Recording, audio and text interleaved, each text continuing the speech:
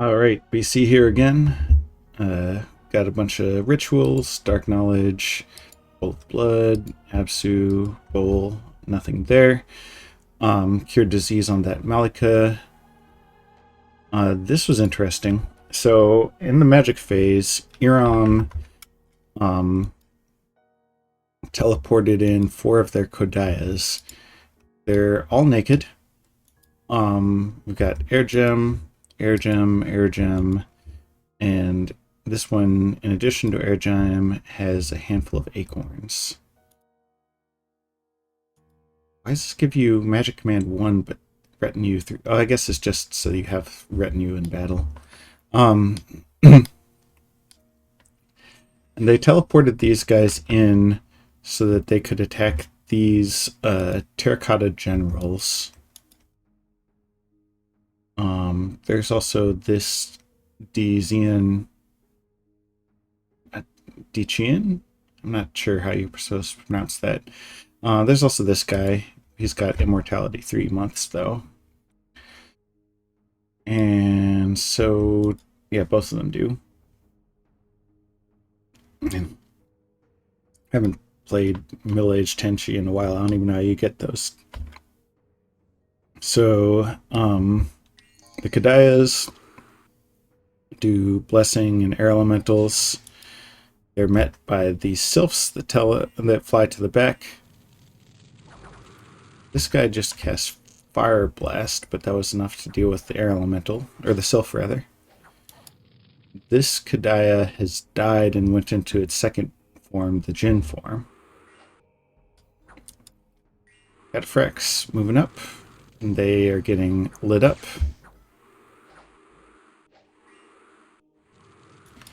These are size 4 and they have trample, so they are bigger than the Kodayas, which are only size 2.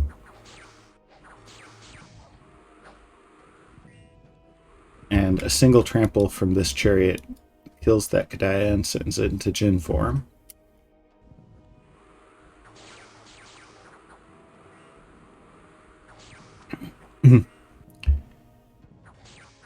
And now that guy's in Jinn form as well, but the air elementals are able to take care of business, as well as these guys on cast spells.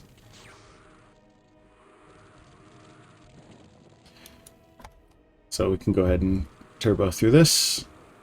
Air elementals trample the rest. So Iram technically won because the second shape Jinn survived, but then they die after battle, which means that, like, killing 45 terracotta soldiers, which is basically nothing, cost them almost 1,600 gold worth of Kodayas, plus the, I think, 12 air gems to cloud trapeze them in, and another 4 for the that they were actually equipped with. Like, that seems ill-advised to me. They might have been going for some sort of like cut-off retreat strategy, but I don't know. I don't really understand it, I'll be honest. Forest of the Dead, so we got a little bit more death income. Blood hunting. Here, Banderlog attacking, and this is a hell of a communion. This is basically the Banderlog army, and a nice thing that Banderlog has going for them is the fact that, sure, the Iram god can kill 5 of these guys, but the remaining ones, they'll do a lot of work. We can go ahead and see what they actually cast in communion.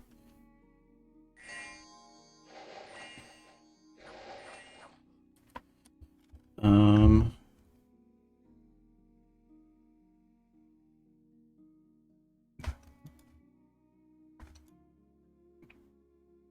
don't know. Tell me they're all in this communion slaves. Oh, 33 communion slaves, magic boost 5. What did you just cast body ethereal? What are you doing, Banderlog? Like, don't get it. I'll be honest, I don't get it. These guys, they don't have gems, so it's not a matter of like they would cast more powerful spells if they had gems. They just communioned up, but then Embody Ethereal won't ethereal the whole communion because it's an AoE 1 spell. So like if they wanted to body ethereal everybody, which is fine, like it's a solid buff, but then they should have had everybody cast body ethereal the first turn and then everybody enter communion the second turn. So I'll be honest, I don't really get it. I don't mean to be mean to the Vanderlog player. He's a nice guy. I just don't quite understand. These guys are casting Empower Magic Beings, which is absolutely a great spell for Vanderlog. All of these Gandharvas, which are their best units, are magic beings, and so they get buffed by it if they are within range of the spell, at least. And these magic weapons with these Falchions can hit really damn hard. I did not see anyone from Vanderlog cast their unique spell. They have a unique spell that casts quickness on all of these Gandharvas, and that really is what takes it to the next level. The other thing is, of the Tiger Riders, I think 2 of them die. Yeah, and I don't know why. Like, maybe it was friendly fire or something, but weird. So, this is the Vanderlog army, and this fort is not cracked yet. We'll see if there's like a big climactic battle here. I feel like Vanderlog has to take a crack at it.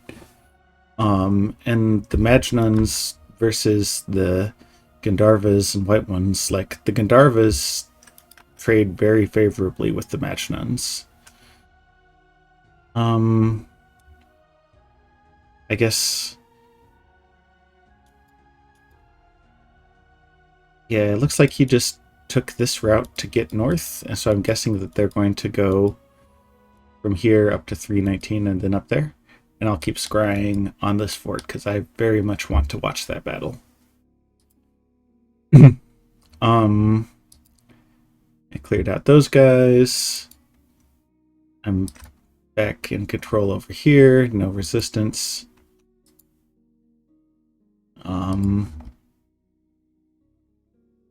Ashdod.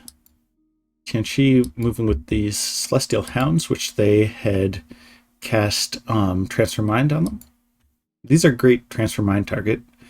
Ethereal, Astral Shield, Bite. They don't have regen or prot, but they're still, like, as you can see, 3 of them make a fine raiding force.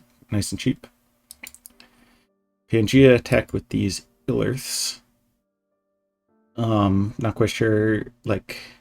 Well, I guess I know how they got the Illiths, but it's an interesting choice. Nuala attacking with a bunch of deer, and dear me, are they ineffective. Pangea attacking with their free spawn. Ashdod. Tianchi. I don't know how they got a bunch of satyrs, but it's a fine raiding crew. Here's Pythium. I don't know. So this is something where just I play Dominions considerably differently than a lot of folks. Like, these are all troops that Pythium paid gold for. And between the Hastatus and the Legionnaires, and like they're not terrible. They're fine for expansion. They're not inefficient. But I just couldn't see myself still rolling around with these types of things at this point in the game. Like, you've seen, in terms of troops that I've got here, it's purely sacred. So I've got some archers over here that I just recruited previously. And part of that is because I was adapting to what I'm fighting against, and the archers just don't help me versus TIS, so I didn't recruit them. But it's still just like, everyone else who plays Dominions recruits more actual troops than me. And I don't know, like, which one of us is doing it wrong. So, but I've got plenty of thugs, and like plenty of mages, and I can recruit more troops. I mean, I've got 2,000 profit a turn to recruit troops with if I need to build up an army quick, but I just don't recruit them until then. So I don't know. You can let me know what you think. Any case, that's my little aside there. Obviously, this is going to beat up PD no problem. This is the rest of Bandar Log's force. Yep, not much to say there.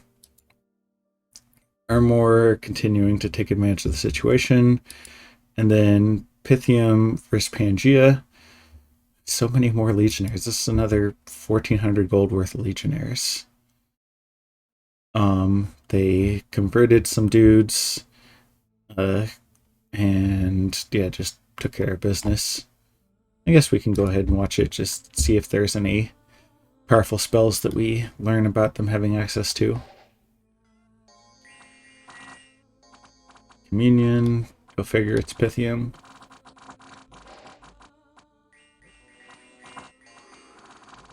Air elementals also makes complete sense.